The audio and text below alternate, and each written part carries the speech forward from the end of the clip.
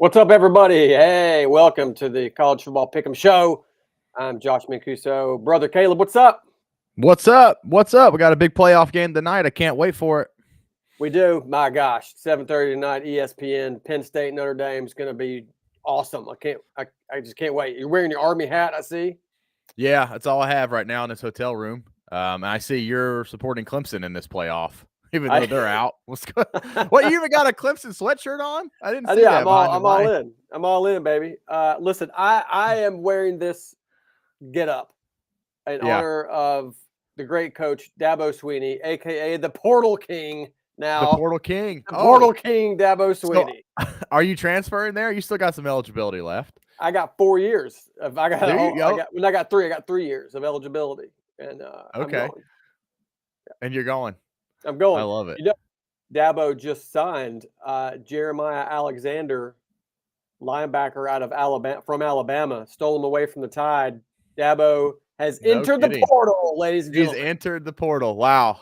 Alexander and then Mancuso, back-to-back signees for Dabo. That's right. One of us is going to get lots of playing time. Yeah. We'll see who that is. I'm curious what your NIL bonus will be too. Yeah, I think it's a just extra Chick-fil-A points. Yeah, I mean those are valuable. I wouldn't sleep on Chick-fil-A points. Yeah, especially you got a big family. Chick-fil-A points are huge. I got all these dang kids I got to deal with. You know. Yeah. Man, how exciting! That's great. So, what'd you think about the last week's games? We picked them. I think I got a couple right, but I'm getting a lot of them wrong now. Yeah, no kidding.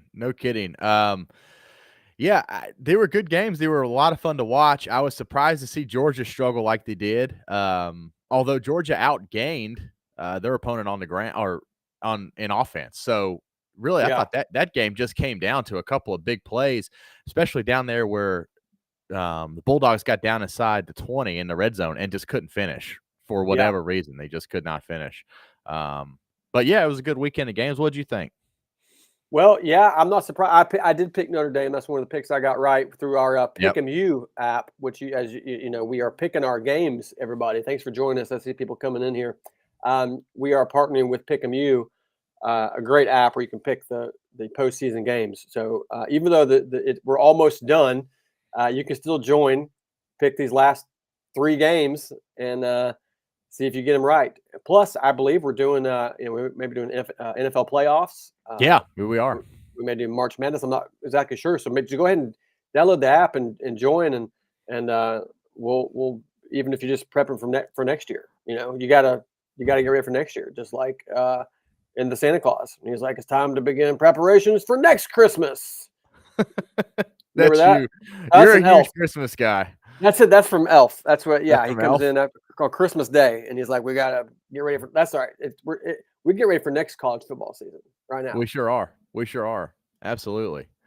Well, so, as you know, Caleb, you and I are probably when I think about sports media talent, you kind of come to my mind first as kind of have to, top dog, just raw talent on the air. Just really sick. Yeah, it's so good. You're amazing, and I would say I'm probably number 2. Yeah. I believe if I were, I give you number 1 because you're younger and all that. Yeah. So, anyways, but there's an actual list. Is it Front Office Sports? I think somebody put out a list of the top on-air talent. Before we show it. Yeah. Tell me about it. Top on-air sports talent. Who do you think it is? What do you mean by top? You mean my favorite, or who's drawing the most money? I think it's probably Luke who's drawing the most money, or is it just ratings? I'm not sure. I think it's highest rated, most watched, maybe voted. I'm not sure, but somebody came up with a list and most influential. It's the most influential sports media personalities. Who would you say? Influential, you gotta say Stephen A. Smith. That dude is on a different level. You have to say Stephen A. Smith. But my favorite is Tony Kornheiser and Mike Wilbon on Pardon the Interruption. Yeah. Long time fan of PTI. Those guys have some really good takes. And I never feel like they're intentionally just trying to take a position just for, to just be combative to make great TV. They're never sensationalism. They always have good takes. Right. But Like me, I'm sensational. You are sensational. You have such sensational takes. Yep. Yeah. Well, let's bring it up. Let's see if you're right. Number one, Stephen A. Smith. Right. Nailed it. Yep. Stephen A. Smith. How about that? ESPN's most influential on-air talent, per the Front Office Sports tuned-in columnist Michael McCarthy. So Stephen A. Smith, number one. Second, Troy Aikman, Joe Buck, and Lisa Salters. They're the number one NFL team. I would not have thought that either. No, me either. But how about how do you like College Game Day now? You got Pat McAfee, Kirk Herbstreit, and Saban. Like what? How do you like that dynamic? I love it. I think it's great. It's it's only missing one person. Yeah, it is. That's right. It's only missing one guy. That desk is getting a little crowded. It may be tough to fit someone else around it, but I love it. I love Herbstreit. I miss Fowler being on there, but Reese Davis is top. Good. He's top drawer. He is. I love McAfee on there. You guys, I love to hear what people say in the comments. Who do you guys like? Who's your favorite on-air talent when it comes to sports? There's a couple here I didn't. Okay, so at the bottom there, second. Well, PTI is at the bottom there, but they did make the top 10. That's good. Okay, at least they made it. I know that those guys are a little past their probably prime viewership, but I'm still riding PTI all day. Riding PTI all day, baby. Doris Burke, Mike Breen, and Lisa Salters, the number one NBA team. I don't even watch the NBA. I couldn't. Are they playing basketball over there still? Yeah, they are. That's good. Adam Schefter's in there. He's the ultimate insider. He's the guy that knows all the things, right? He breaks all the stories, and he's like the inside man. Absolutely.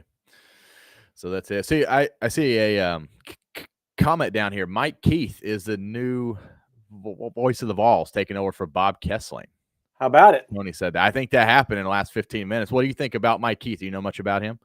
I don't know that much about him, honestly. I know who he is, but if I had to hear his voice in my head right now, I couldn't do it. I can't identify it. So, what do you think? What are your thoughts on Mike Keith being the voice of the Vols? Well, I'm a huge Bob Kessling fan. Massive. Okay. I'm a huge Bob Kessling fan. I hate to see him go. I love how Bob describes the game. So I'm a little concerned. They're different stylistically. Mike Keith gets a lot more animated, that's where Bob Kessling gets the most critiques. But dude, Mike Keith, the Titans will be down like 28-3, and they'll like trip the quarterback up for a 1-yard loss, and Mike Keith's like, sack! And you're like, dude, Mike, calm down, dude. It's okay, Mike. Relax. The Titans are 3-12. We're down by 30. Chill. But I think a lot of people like it. It'll be interesting to see how Mike Keith does basketball, because Kessling's a very good basketball broadcaster. But anyways, big news for Tennessee fans today. He is Kessling. Yes, he is a good basketball. He's a good basketball broadcaster. He's good at football too. I love the way Kessling does it. I think Bob Kessling had tough shoes to fill following John Ward. He did. He did a great job.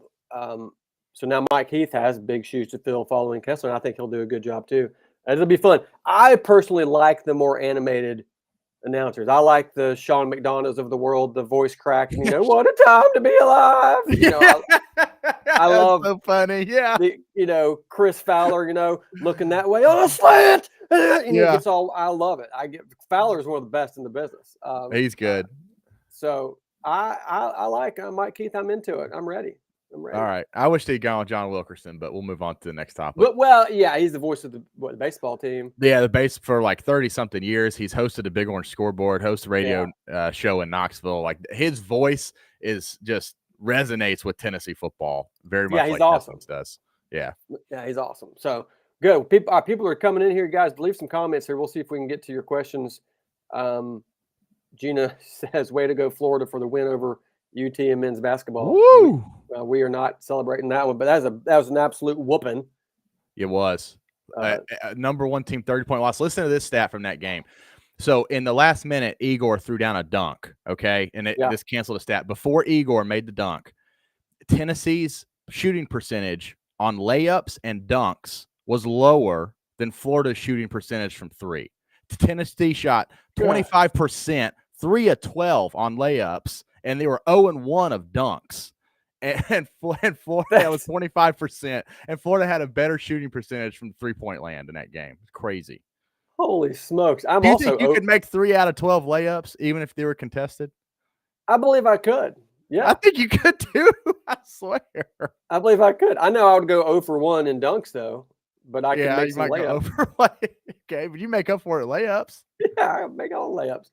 I see you drinking out of the Vols cup there from Game Time Sidekicks. Even at the hotel, brought it with me as I travel. I love traveling. I'm drinking the Hook'em today, and I'm drinking the Hook'em. I'm wearing the Clemson, and I got Mississippi State cowbells behind me, so I'm as confused as the person can be. Yeah. Yeah, you are. A lot of jokes we could say there that aren't appropriate, so let's move on. There are, but you can say them in your head. You guys can think of it. Yeah, but Game Time Sidekicks making the best drinkware out there. I love it. And then Alumni Hall making some great products for us to wear here, and just excited to have those partnerships. So, all right, we started to go down the road of Notre Dame, Georgia. Let's just briefly recap. You talked about it. Notre Dame dominated. I just made a video, came out last night, talking about how great Jeremiah Love is, the Notre Dame running back. He, I think, went out with an injury last week, if I remember right, and he didn't even contribute that much, and they still felt like they dominated most of the game. Yeah, it did. It also felt like Georgia just uncharacteristically could not make one of those big plays that you just kept waiting on Kirby Smart's team to like have that play. You know, late in the game, they got down inside the red zone, get stopped on 4th down, et cetera, et cetera. They never really made that play. Yeah. But yeah. Good game. Was a good game. It was a good game. Yeah, it was fun to watch. I tell you what, I was inspired by offensive lineman Pat Coogan had a great speech. You may have seen this. It was a pregame. Had the guys in the huddle, and he was getting fired up. We had to censor some of it, but it's good stuff. Let's play that. It's really simple tonight. It's really simple. It's a battle of culture. It's a battle of culture. All stormtroopers nerds. Our brotherhood was nerds. Our willingness to go to that dark place for nerds.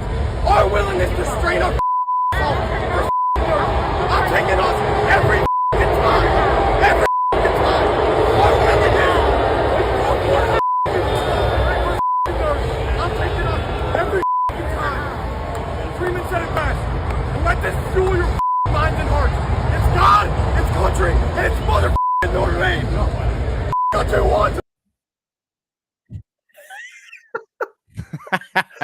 It's God, it's country, and it's freaking Notre Dame. Yeah.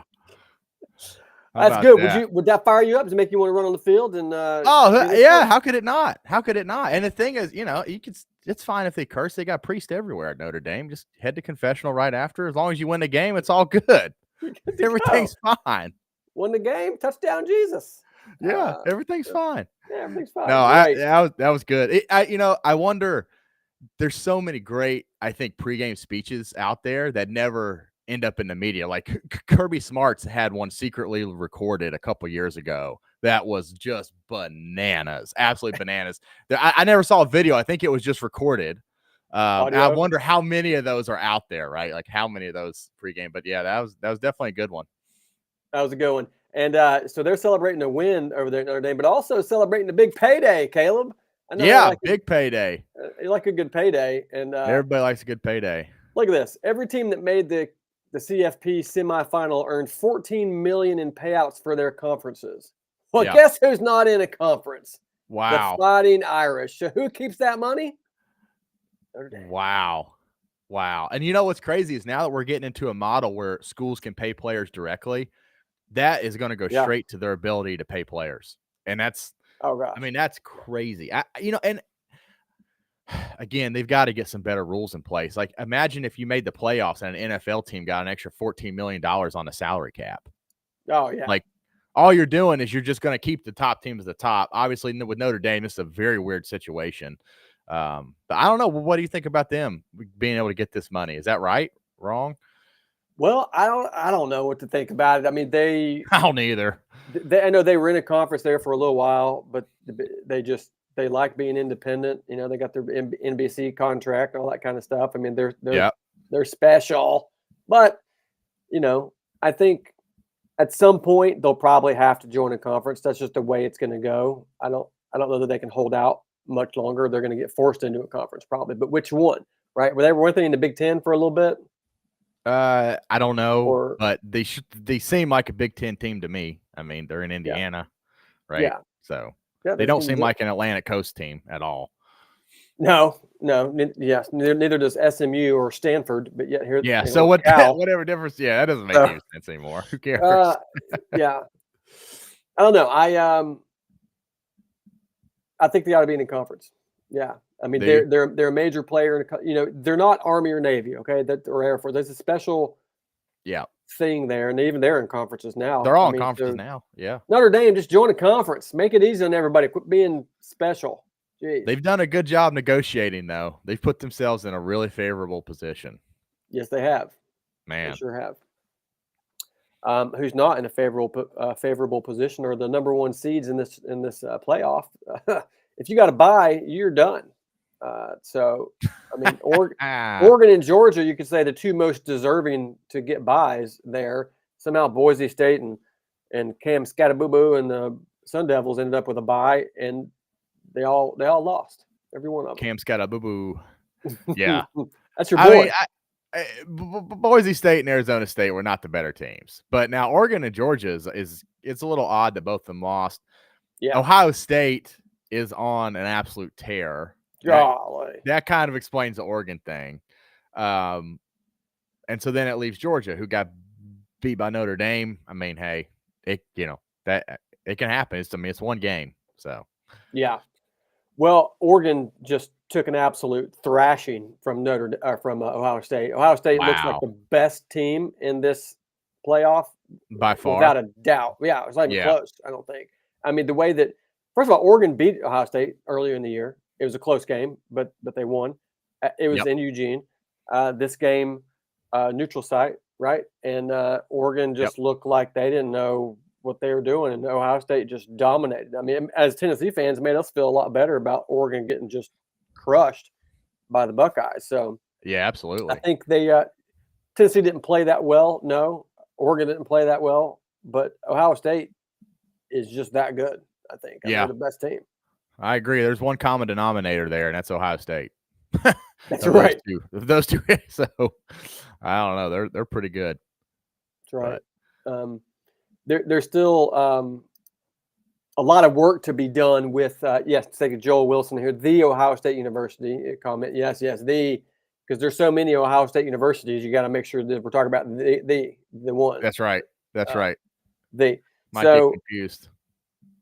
This playoff seems a bit off. We've been talking about it every show, you know, just how to fix it. So our guy here, Chip Patterson, I like to follow this guy because he cracks me up. He's got good takes. So he's got some words here. I want to play it and let you. I think the playoff sucks. Okay. All four teams who received the bye lost and are out of the college football playoff. All five conference champions are out of the college football playoff. Think about the decades upon decades of college football that there have been. Here's what I'm workshopping right now. This is going to produce a champion that would not be in line with the champions of college football's history for the most part in the AP poll era. I think we're going to crown whoever was the best in the playoff. I don't think we're crowning the best team of the season. This crowning, this fast pass that you were giving to these teams to be able to jump straight to the line doesn't actually prove to give us a champion, because what we're going to have is we're going to have a champion that in all the history of college football would not be the national. So what do you think about that? You think he's right? I mean, no, that's dumb. No, he's not right. So you're telling me if Texas or Ohio State wins this thing, or Notre Dame with one loss, that you're going to be like, oh, they wouldn't have been a champion in the rest of college football? Like, come on. Like, what? What is this guy talking about? No, I don't think so at all. Well, I don't know how I feel about it. I think I guess you look at a team like Oregon who goes 13-0, and then they lose in the playoff, and you're thinking, well, they're still one of the best teams out there, and maybe the best team. Yeah, but if you know what though? They would have played in the Rose Bowl versus Ohio State because Oregon would have been in the Pac-12, Ohio State would have been in the Big Ten, and Ohio State waxed them. So then what? Who's the champion now? Now you're just back to like, I don't know, AP just votes. Yeah. I'm not gonna lie, I kind of miss the days when there was no playoff. Everybody just went to a bowl game, and there was this levels of bowl games, and you knew that one of the top bowl games, whoever won that, was going to get a national title. I miss it a little bit just because now it feels like the bowl games don't matter. College football playoff is great, but it drags the season out. It's too long. Yeah. So we got some things to fix. I just don't know what the answer is yet, but I'm coming. I'll be back with an answer later. I'll have one. Yeah. Okay. I like the playoff. I'm for the play. The games are fun. Yeah, man. The games are fun. Give you something to really great games to watch, great games to go to, and also it allows you to make your team can get better through the season, right? Your team can get better through the season. That's what I like. What's cool is all these teams now have faced some serious adversity through the year, right? Ohio State losing to Michigan. Penn State can't win a big game. Everyone was all over James Franklin when they lost to Ohio State. Notre Dame losing to Northern Illinois, and then Texas losing to Georgia twice. And so that wouldn't be possible in the past. You had to go undefeated and have these perfect years. It's the only sport that you couldn't face adversity and then overcome it and still win the whole thing. And so I'm glad that we have a chance to see teams improve and face some adversity and come back. Yeah, that's a good point. That's what I like about it. Yeah, and I like the playoff. I get it. I think it's good. Just I know there's still things we need to tweak about it, just like NIL, transfer portal, all the things we got to figure it out. But it is fun. Our boy Joe Milton. You guys, we're big Tennessee fans, but I did a video with Joe Milton last year. Caught some passes from Joe. Yeah, he did. How was that? Did they hurt your hands? I dropped some passes from Joe too. They did. Yeah, it was they hurt my hand quite a bit. But Joe Milton. So wait, how hard was he throwing the passes? Dude, it's was he throwing them hard, or was he lollipopping them to you, or was he throwing them 100%? Yeah, he wasn't trying to zip it like impress me or tight window. He's gonna zip one in. Just doing what he normally does, throwing the ball. And I was like, I mean, it was like Was it coming in now? Was it coming hard? No, it's coming in hard. Yeah, just tight spiral and just you could hear it. I mean, I was like, this guy's for real. And this was, last summer. It was the summer before he played last season. So it was it was amazing. But Joe, drafted 6th or 7th round. I want to say Patriots. Yeah. Yep.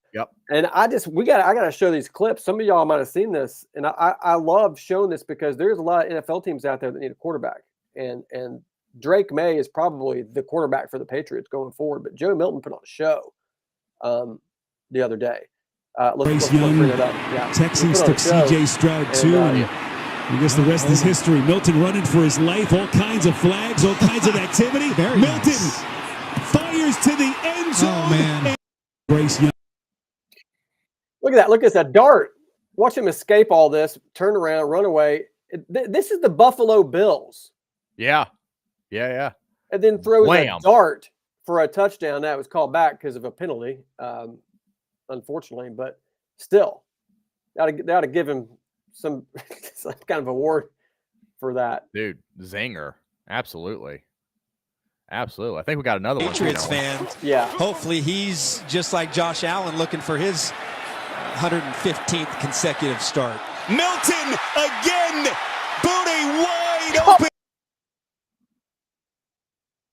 Just eluding pressure. I mean, moving around the pocket, scrambling, and then throwing back the other direction on a dime. Dude. To Booty. Back the other direction. How far does he throw that ball? Like 35 yards? And I don't think it goes any higher than his helmet. No. I mean, it's on an absolute rope. Yeah, he also ran for a touchdown, which was great to see. It just had a big game. Yeah. Second and Let's- goal. let's- yeah, Read option. Milton. Yeah. He does a backflip after this. Oh, after this was a touchdown. backflip play? Yeah. Nice. Yeah, it was great. Nice. But that's So- not a, I mean, dude's like 6'5", 6'6", doing backflips. That's a lot of weight.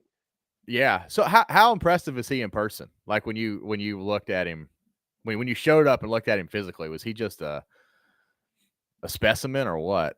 Yeah. I mean, he's I mean, no, compared to you, maybe not, but yeah, he's no, compared to he's the no- average person.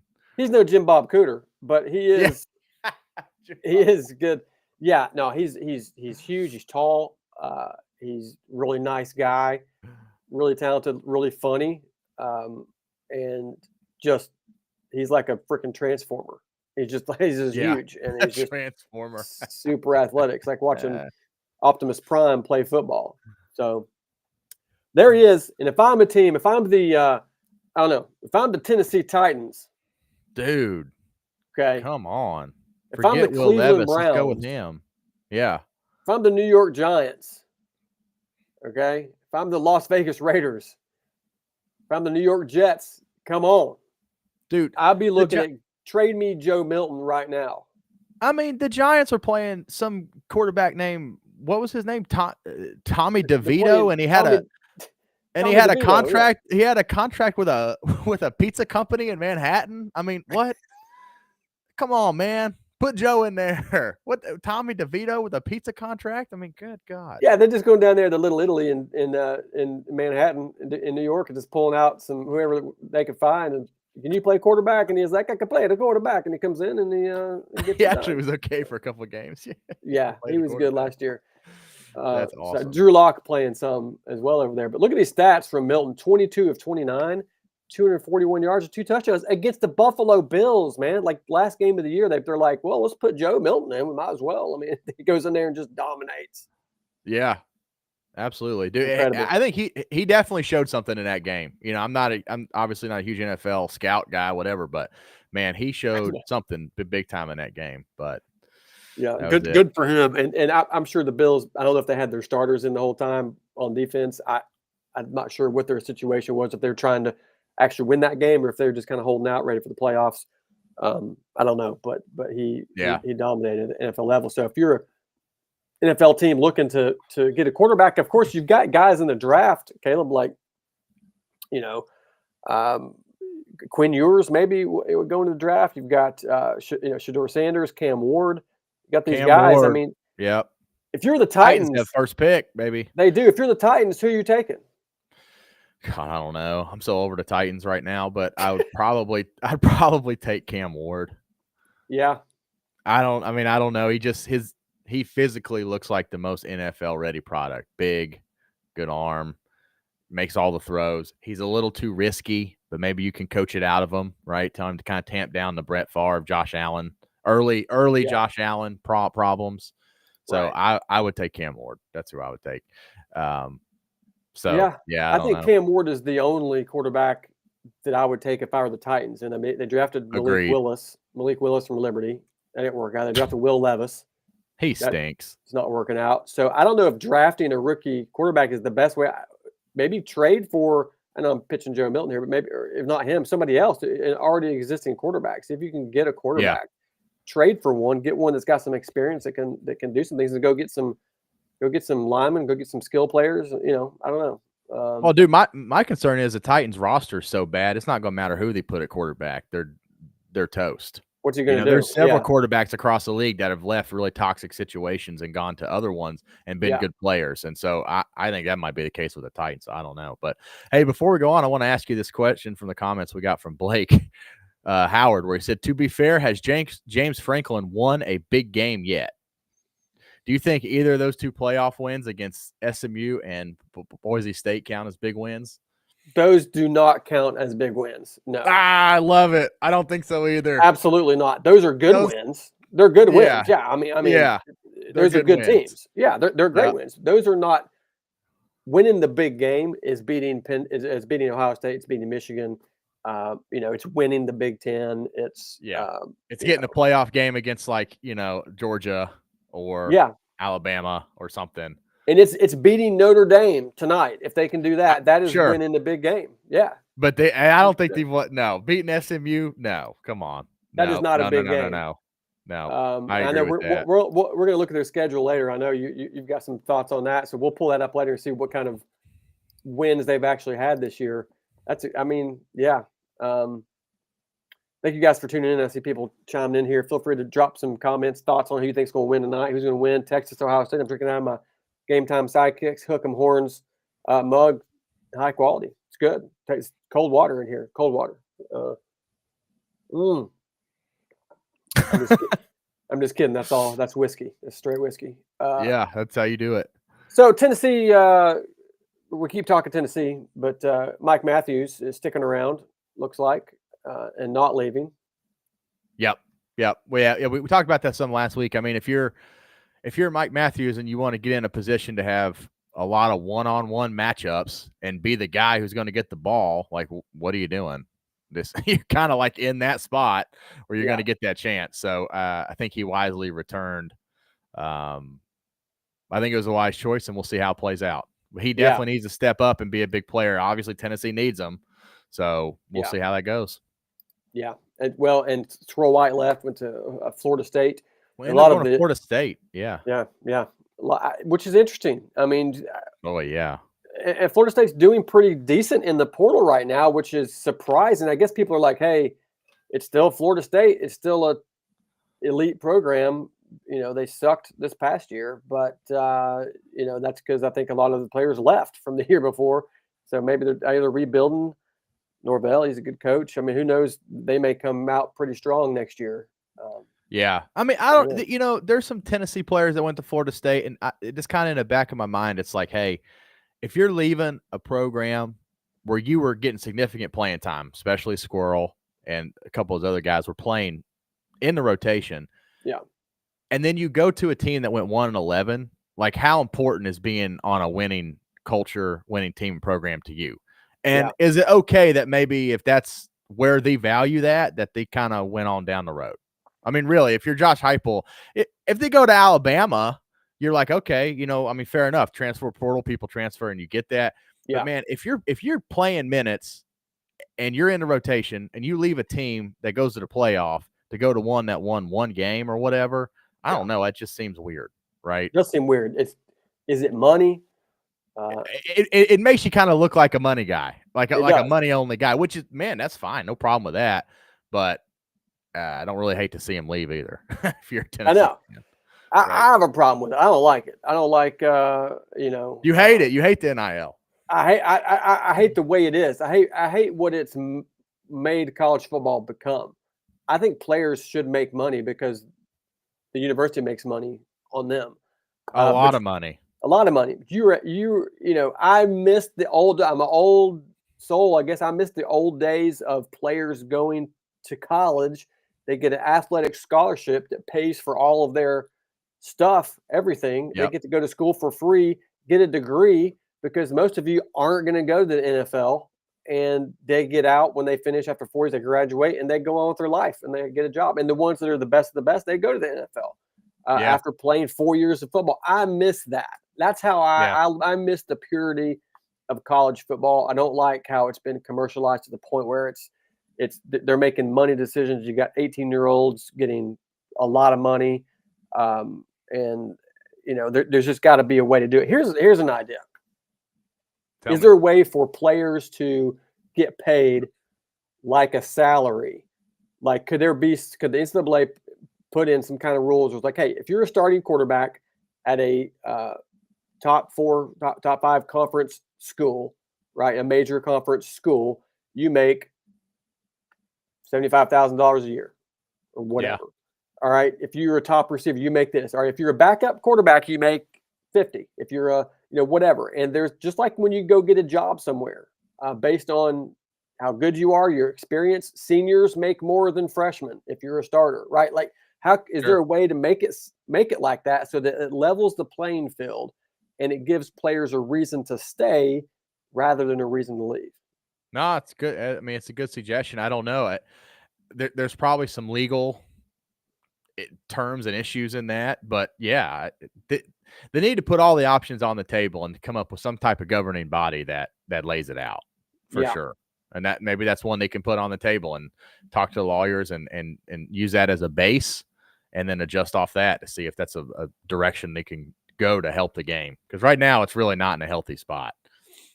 Yeah, it's just not enough There's not enough regulations. I don't like, but not enough structure around it. Not enough structure. To make it, not enough structure. Look at this. Here's Stacy coming in here defending me. Full ride college scholarship is nothing to sneeze at. It's $80 grand per year to go to the University of Miami. Duke's the same way. Yeah, it's a lot of money. And, it is. And so I get it. I understand that the university is making money on them and all that. But Amari Jefferson, also there from Alabama, is heading over to Tennessee, wide receiver. So they're going to fill some spots. That's good.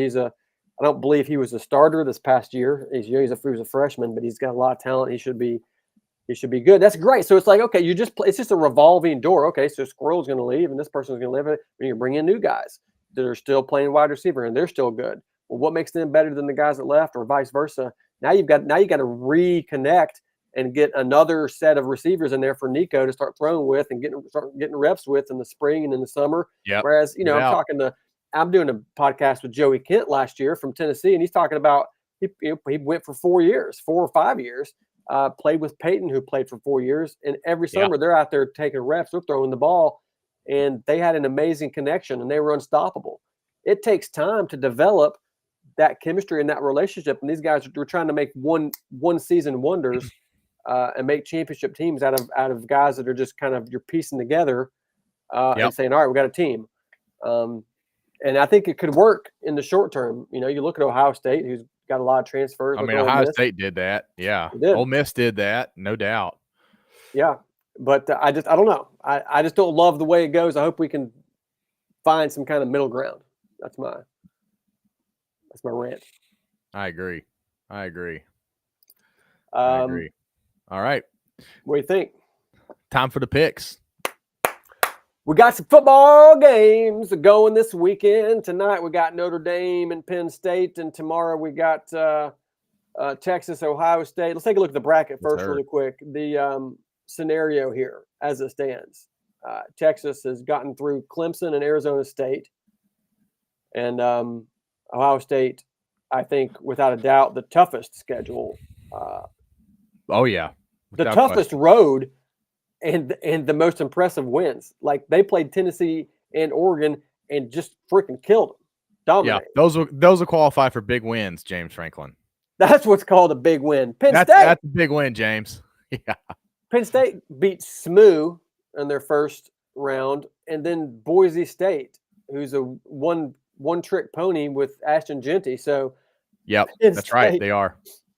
Makes it in. Notre Dame beat Indiana. Okay, you could go either way with Indiana. Great team, but they're not good. That's not Tennessee or Ohio State or Oregon. They're not good. Right? But they beat Georgia. They beat Georgia. Big win. Big win there.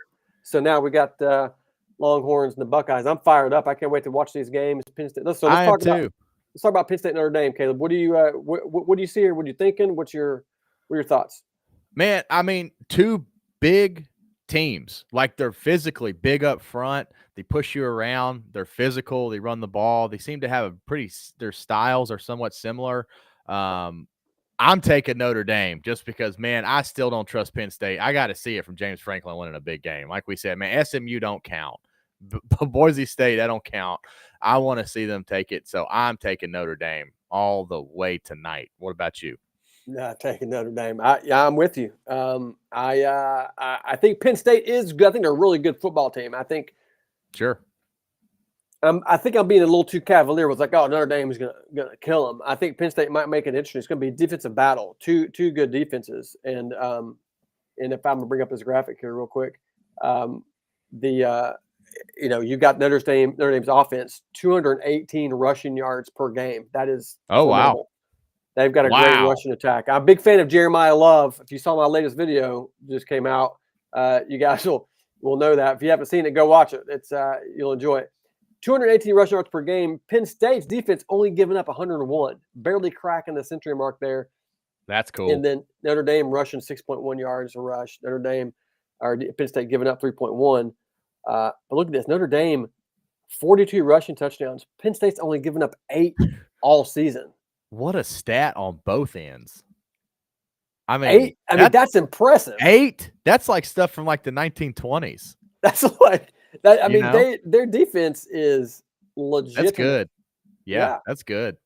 So I can't wait to see these two teams go together to doing this rushing, because I believe in. I think it's going to. It could be a low scoring game, battling out in the trenches. So yeah, I'm fired up. I'm excited. I don't even know what else we got to talk about here. Okay, so we did a poll. A lot of people going with me at Notre Dame. Yeah. Who'd you pick? I haven't heard your pick. Well, heck yeah. Sorry, I need to let me take off my Clemson hat. Oh, you're doing the Lee Corso. Yeah, I'm doing Lee Corso. I'm taking the Fighting Irish, baby.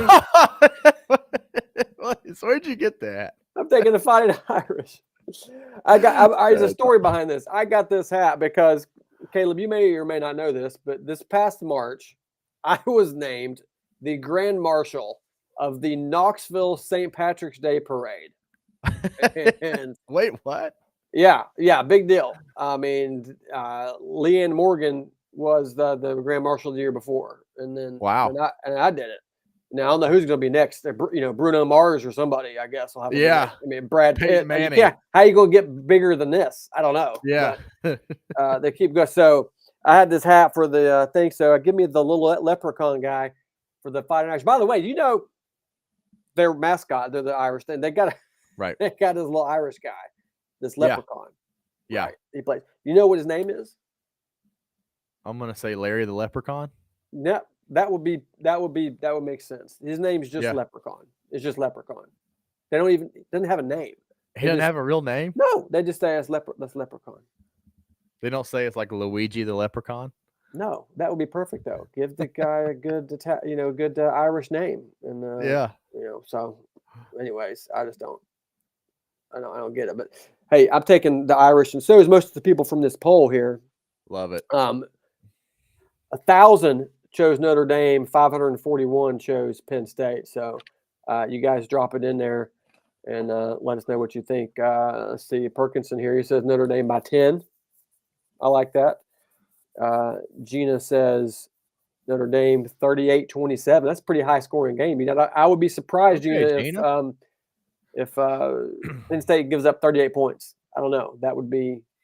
I'm thinking more of a 24-20, 24-17 kind of deal. What do you think? I was thinking 2017. Yeah. So no way James Franklin wins the big one, huh? I'm not gonna say no way. There's definitely a way. I'm just not picking it. Okay. I'm just not picking it. I got to go on Pick'em right after this and make my pick because I haven't picked it on Pick'em. So I'm gonna do that straight ahead. Can't forget that. I'm still in the running to win that thing. You are still in the running, and I think. Are you ahead or am I ahead? I don't know. Let's look. I'll take a look here. You guys download the Pick'em app, and you can pick the games with us and see if you can beat us, which isn't that hard. I'm afraid. Denise here, she's picking Penn State, taking the Nittany Lions, 21-17. That's a good score. I like that score.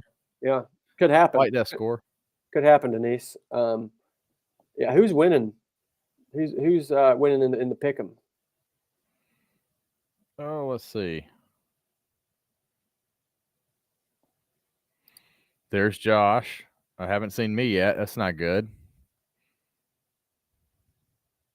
Oh, I'm up top, baby. I'm let's see. I'm in 34th, and you are in 45th. Dang, come on. The only matchup that really matters. Ridiculous. I love it. Ridiculous. Absolutely. Ron Keller says 36-14 Notre Dame. Good scores, guys. I like it. There's the two guys. Another thing is making history here. If be an African American coach winning, if is guaranteed to go to the championship, which that's great. But Marcus Freeman versus James Franklin. Personally, I'm a Freeman guy. I like Marcus Freeman. He's a good coach, man. I would love to play for Marcus. If I was making a top 5 list of coaches that I would want to play for. Yeah. Top 5. Marcus Yeah. Freeman would be in that top 5. Dabo Sweeney would be in there. Heupel would be in there. Okay. I think Dan Lanning might be in there. And maybe the Boise State coach. There's a few others I would love. What about you? If you could play, if you were recruited right now, who would you want to play for? Would you want to play for one of these two guys here? Maybe, but there's only one and only, and that's Sam Pittman, baby. I want to go down there with Sam Pittman. I want to eat good. I want to knock some people around. I'm taking Sam Pittman with the Hogs. I love it. I love Number one. But yeah, Marcus Freeman would be great, no doubt. I met Marcus last year, 2023, at the in Vegas at the College Football Hall of Fame dinner. Really nice guy. Did a little interview with him. You guys go check that out on my Instagram. He was really, really nice. I asked him about my eligibility. That I've got some years. You're left. really pushing this. Yeah. Okay. Yeah. He said, hey, look, with the transfer portal, anything's possible. So he didn't rule it out. Love it. Yeah. Love it. You got some stuff you want to talk about here, I think. Schedules? Oh, yeah. So James Franklin made a comment. Actually, while Marcus Freeman was there, they were doing the pregame interview together where the coaches do the interview.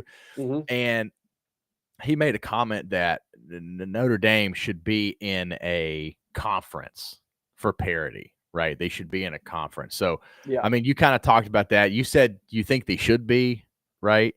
I do think they should be, yeah. Yeah, I think it's interesting to me. I think Notre Dame's done a great job of negotiating something really advantageous for them. James Franklin, I think he has a point that Notre Dame should be in a conference, but what I don't like is James Franklin acting like they've had this crazy hard road to get there. And then Notre Dame's just like handpicked their schedule. So if we have it, let's take a look at their two schedules with James Franklin taking this comment. So this is Notre Dame's schedule. Yeah. You can see they won at Texas A&M, which was big a nice win. Big win. They had a terrible loss at home versus NIU.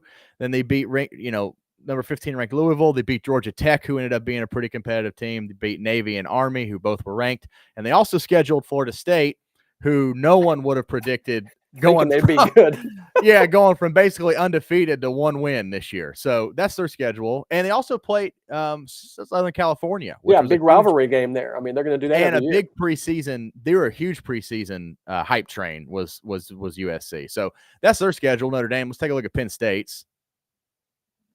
So here's Penn State's. Honestly, Notre Dame's looks tougher just right off the rip. Really, Penn State had a nice win against Illinois in September, and then the two competitive games they played against Ohio State and Oregon, they lost, right? Yeah. And then James Franklin, of course, said, well, we had to play. His argument is they had to play a conference championship. They did have to play a conference championship. They had a chance to earn a bye. They lost that game. Yeah. Did not get the bye, but they drew SMU and then Boise State, where Notre Dame ended up having to play Georgia because part of Notre Dame's contract says they cannot get a bye. That's part of them not being in a conference. They're not eligible to get a bye. So he's got a point that they need to be in it, but him coming off like, oh, Penn State's played this incredible schedule, and over here, the other team, Notre Dame, has handpicked their schedule to get in. I'm just not buying that. I'm not buying that. No, save that for somebody else. Save that mess for somebody else, James. Save that for Lane Kiffin can pick that up. Lane Kiffin's had so much beef, but he could just pick this one up and run with it. But yeah, that's a great point. Great point. When I look at these two schedules, what I see is Notre Dame having sort of a more even schedule, week in, week out, playing teams that are good, decently they're competitive teams. Competitive. Now I look at Penn State. I see a lot of crappy teams and then a few really good teams. Right. So Ohio State and Oregon, two of the best teams in the country. They get two big games there. But beyond that, you're looking at Maryland and Purdue, UCLA, Kent State, Bowling Green State, West Virginia. Brutal. Those are all cake games. Now, I mean, they played Washington. They also played USC. Played USC too. I don't think this is a cakewalk of a schedule, but it is no better or bigger than Notre Dame's schedule. Let's go back to Notre Dame's for a minute. Yeah, so I mean, on the road, A&M right out of the gate. Boom. Yeah. Big Right. win there. So, but they got some cakes. NIU that they lost to. Okay, NIU ended up being really good. Actually, they ended up winning like 8 or 9 games. They're a pretty good team. Did they? But they had cake. Purdue, Miami, Ohio. You would say maybe Stanford. That's really it. I mean, UVA. Okay. FSU again. They thought they'd be good. They played the academies, Army and Navy, beat them handily. Beat USC. Handily. I mean, I think the schedules are comparable. I do. I do too. Yeah. And here's my other point with that. Okay. If they were in the ACC, because they play all their other sports in the ACC, basketball and everything else. They're right. ACC. So naturally, weird, you say, okay, they would go to the ACC. But what ACC team has a schedule that's legitimately tougher than the one you're looking at? I mean, honestly, well, look at SMU's schedule. They didn't even play a ranked team. I mean, come on. This schedule is every bit as tough as anybody in the ACC. In fact, I would say it's probably tougher than most ACC schedules that were this year. So it really, I think the argument and what probably he's saying more is the money thing. Where they're getting all this money. Yeah. Oh, we already talked about the playoff money they got, and now they got all this contract money from NBC, and none of the other schools are getting that. So that puts Notre Dame in a position to be a serious force when it comes to pay for play for the next like 5 or 10 years. So we'll see how it plays out. But it's good. It's good for college football with them being good. I do. I think they have a massive fan base. They have a national fan base. Okay. Yeah, and I'm with you. If there are other sports are playing in the ACC, it would make sense for football to be there too. Instead of just kind of sticking out on their own. But I don't think that they make sense being in the ACC to begin with. They're a Big Ten team. Dude, they're a Big Ten team through and through. I mean, yeah. They even play like a Big Ten team. Big physical running. Yeah, they're Big Ten. They're in freaking Indiana. That's where all the Big Ten teams are up in the Midwest. And yeah, I mean, that's a Big Ten team. I mean, yep. I mean, Ron Keller here commented. He said Notre Dame makes too much money from NBC, and they're not sharing that. As it goes back to our point earlier, with they make it to the semis, and they're going to make $14 million for their conference, which just goes straight to them. So crazy. Good on Notre Dame for making the best deal for themselves. They did, man. I mean, they really did. They held out, and they made a good deal for themselves. But they did. So we're both taking. Go ahead. Before we go to the next pick, I want to go back to our who'd you play for coach. Stacy said Bill Belichick isn't on your list. What do you think about that? Is Belichick? He's committed at UNC, right? They've already brought him in. But is he gonna pull a fast one on him and head over to? I don't know. It seems like he's going to stay, but the way his contract's written, they knew this was going to be a huge thing because they knew as soon as Black Monday in the NFL, where everybody gets fired. Yeah. If he leaves before June 1st, it's like a $10 million buyout. And then after June 1st, it's a $1 million buyout. Just to get to June 1st of this year, not even coach a game, just to get to June 1st. So they knew that was a huge risk. So even if he leaves, I'll give Carolina credit because they're going to get $10 million out of it and then still have time to go hire a coach. Yeah. So I don't know. I mean, what do you think? Do you think he's going to leave? I think he's going to stay. I think if he was, he already sat out a year or two, I think he's going to stay. I think he's going to go to UNC. I do too. I think if he does anything, he'll go there for a year or two and then skedaddle after that. But he's not getting any younger, so he may just be content to say, "Hey, college is more like the NFL now, so I'm just going to stay here and make North Carolina, an ACC champion and go to the playoffs and win titles down here." So yeah, well, I tell you this, I think he's going to stay because none of the jobs that are open are surprises. Right. I mean, you watched the Raiders play this year. They were a complete disaster. They were awful. I mean, if he was interested in coaching the Raiders, he could have picked up the phone and called Tom Brady and been like, "Hey, look, come on, man. We all know what's going on. You guys are awful. Is the job going to be open?" Like he had all that settled. I guarantee he had all that settled. Before he took the job. It's not like a playoff contender suddenly lost their coach. So anyways, and like Perkins said, there's no NFL team's going to wait till June to hire him. I think if you're an NFL team, you want to get your team. Oh yeah, no, they're not going to do that. I don't think he's going anywhere. But I tell you, he needs to shut these rumors down because if you're a kid in a transfer portal, you don't want to end up there and all of a sudden Belichick bails for the NFL. So if I was him, I'd have shut these things down as fast as possible. Yeah, absolutely. He needs to. Maybe he's not saying anything, but he needs to be Maybe there is something in the works, so we just don't watching know that. it. Yeah. Who knows? Who knows? All right, we got other big game. So we're both taking Notre Dame to win this thing. I like it. It's a good pick.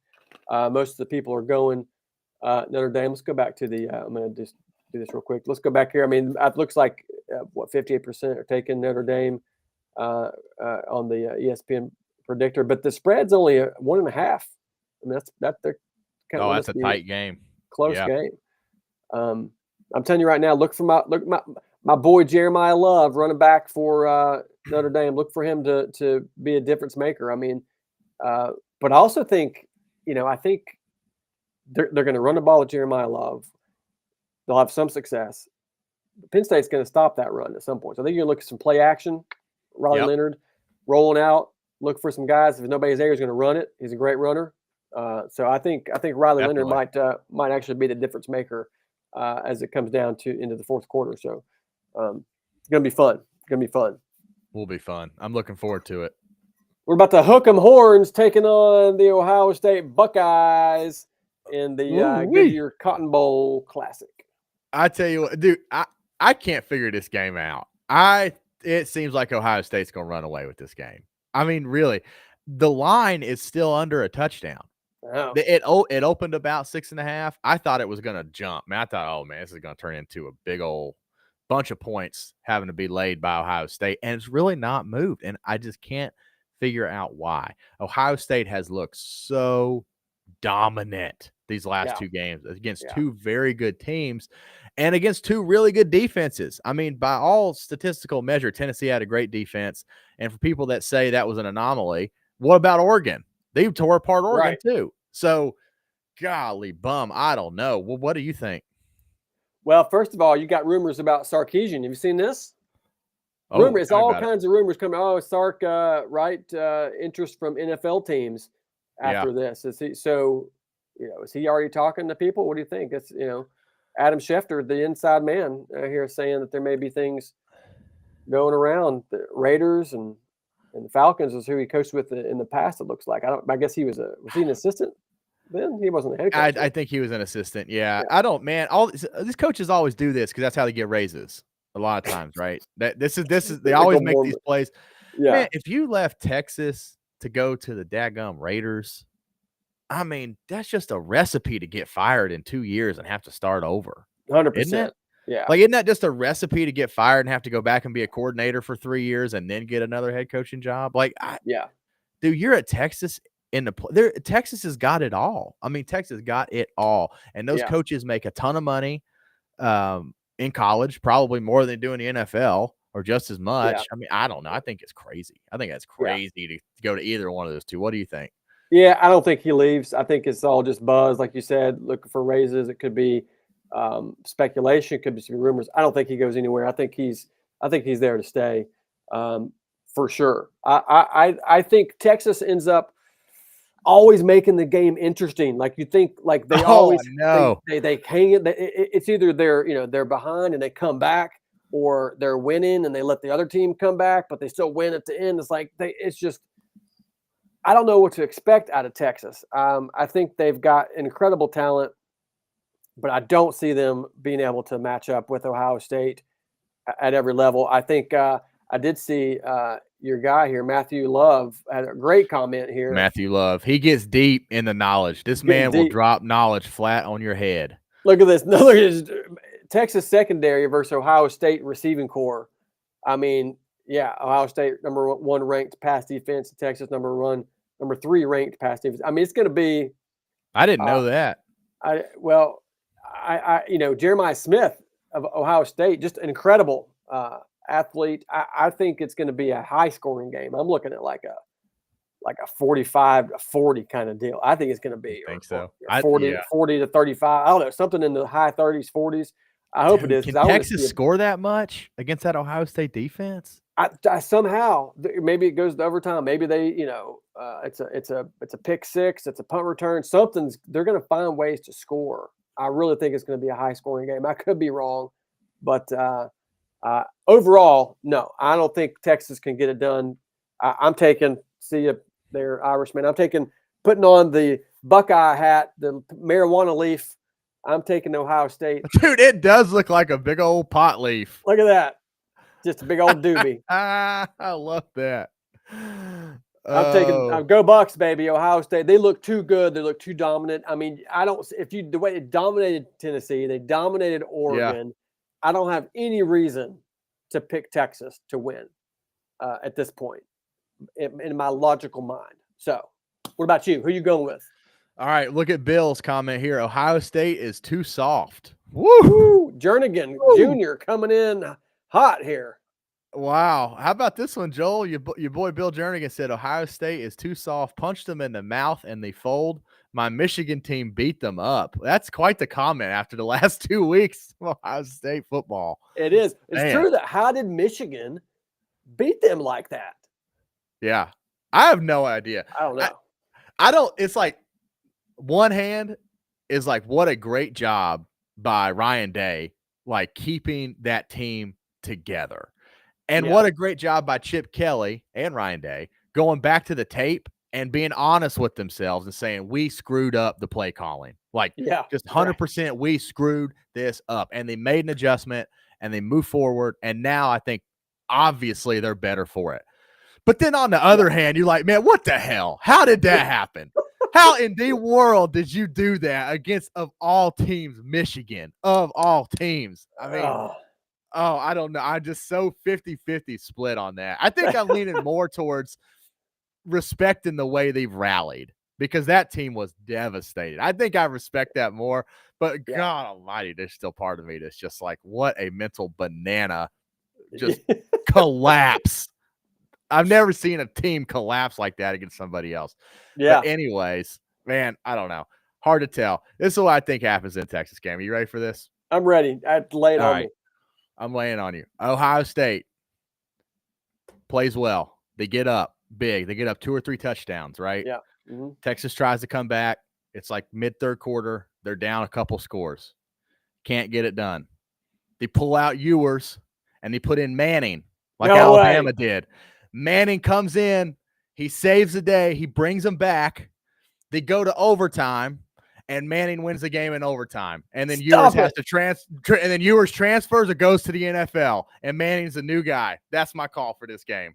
Give me Texas on Pick'em U. I want it. Let's go. Caleb's taking the Longhorns. Hook them, baby. Texas. Yeah. That's a pick right there. That's a pick. That's it. Archie comes in and does it. Arch comes in, saves the day for the Longhorns, becomes the guy. Takes him to the championship, Mr. Manning. I love it, buddy. That's a great pick. That's a storybook pick. That's great. I can't wait till it happens. We're going to go bananas next week. It's going to be crazy. I like you taking Texas. I'm taking Ohio State. That way we're at odds here, and we can. I can get a bump up on the Pick'em U. Get up there. Yeah. Miranda's not buying Miranda. it. Get out of here, brother. Caleb, you're nuts. Oh, I am nuts. But you only don't like it because you can picture this scenario happening. It happened with Alabama with Tua Tagovailoa and Jalen Hurts. You can picture it. That's what's scary about it. What are the chances if that happens that Quinn Ewers does not go to the NFL? Even if they just lose, he doesn't go to the NFL. He's not coming back to Texas. No way. If he comes back to Texas, you don't think he's coming back to Texas? Quinn? Yeah. No, I think he goes to the NFL, or he does a kind of a Bo Nix or Dylan Gabriel thing and goes to another school for his last year. Notre Dame, maybe, if Riley Leonard, I think, is out, right? Yeah. Dude, he can make so much money at another school. Woo! Yeah, makes a bunch of money, and Arch becomes the man. Arch is not going to sit behind Quinn anymore. I think if Quinn comes back to Texas, Arch is going somewhere. He's out. I think Arch transfers. He goes out. I don't think he will. I mean, I don't know. We'll see. I don't think it happens. I think Quinn just enters the draft. That's what I think happens. But what's his? What's his? I don't know much about his draft stock. Really, I don't know if he's. I think what I've seen is he's maybe 4th or 5th quarterback on the board. I think you've got Cam Ward, you've got Shedeur, kind of as the top 2. So he's like a 3rd round guy. Yeah, I think so. I think so. So I don't know. Quinn back to OSU. Think you could go to Ohio State after this? Wilson? I don't know about that. I don't know. How about Rosa? Archie is our guy next year. See, this is where this scenario sets up. You said this. Rosa just said this. Archie's the guy. If it doesn't go well for Texas in this game, dude, there's nothing left. Throw all the stops. Put in Archie and just throw that helmet. You don't do that in week 8 because there's something to lose. I'm telling you, if it doesn't go well, they're pulling you, or here comes Archie. It's going to be bananas. It's going to be. I love it. I think it could happen. I love Quinn, by the way. He's a great quarterback, great guy. Yeah, he is. Dude, that Dr. Pepper commercial where he's the policeman, he says, "We don't need backup." That is funny. That was really so good. So good. We don't need any backup. That's great. What backup? Yeah, that's good. Oh, Wilson says, "Oh, I didn't know, Quinn, you were started at Ohio State. I didn't realize that. I didn't know that. I didn't either. I thought he was a Texas boy through and through." All right, so I'm taking the Buckeyes. I'm telling you, high scoring game. I like what you say though about I think Ohio State does come up strong in the beginning. I think Texas fights back, makes it a little closer in the third quarter. I think there's going to be some kind of X factors here, turnovers, punt return. Something's going to kind of somebody drops a punt, something. Something's like that's going to happen, absolutely. But I think Ohio State comes in on top, maybe a touchdown or two in a high scoring game. So, boy, that's good stuff. Make sure you guys are joining us on the Pick'em U app. Download Pick'em U, and you can play along with us. Also, make sure you're following us. I guess if you're watching this, maybe you're following us. You may be following me, which I appreciate. Keep doing that. But follow Honorable Mention Sports. That's our sports company Caleb and I've got with our buddy Drew. And so we lots of good content coming out across all the channels.